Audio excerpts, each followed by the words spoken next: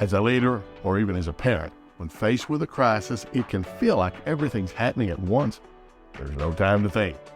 But in reality, the speed at which a crisis is unfolding can vary greatly, giving you more time to assess the situation and make a thoughtful, informed decision. Take the example of a bicycle traveling about 1 mile in 8 to 12 minutes. If you see a problem ahead at this speed, it gives you ample time to make a decision. You have time to assess the situation, seek advice, and use de-escalation techniques such as breathing deeply before you respond.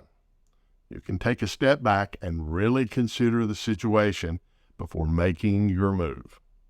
Now consider a car speed crisis, where you may only have a minute or so to decide on what you're going to do if you see a problem a mile away. In this case, it's important to be mindful of your emotions and to use de-escalation techniques to calm yourself. Where you're in high-stakes situations, it's natural for your emotions to run high. But when your emotions go up, your ability to think clearly goes down. And this is due to the body's natural flight or fight response, which can cause you to misinterpret the situation and miss important details. And finally, there's the jet speed crisis, where you may only have seconds to react to a problem. This type of crisis requires quick thinking and split-second responses. But even in this high-pressure situation, it's crucial to assess the situation as best you can and make a decision based on the information you have. As a leader or parent, it's important to understand the difference between a bicycle, car, and jet speed crisis and to respond accordingly. For many years, this is the model of crisis assessment that I've used to train individuals on how to effectively handle high-pressure situations. While it may sound simple in theory, it can be very challenging to put in practice in real life. It's easy to treat a bicycle crisis like a jet speed crisis, but this can lead to impulsive and often detrimental reactions. And don't forget, sometimes the crisis may be a sloth crisis, where you may have days or even longer to respond. In these situations, it's even more important to take your time, assess the situation, and make a well-informed decision.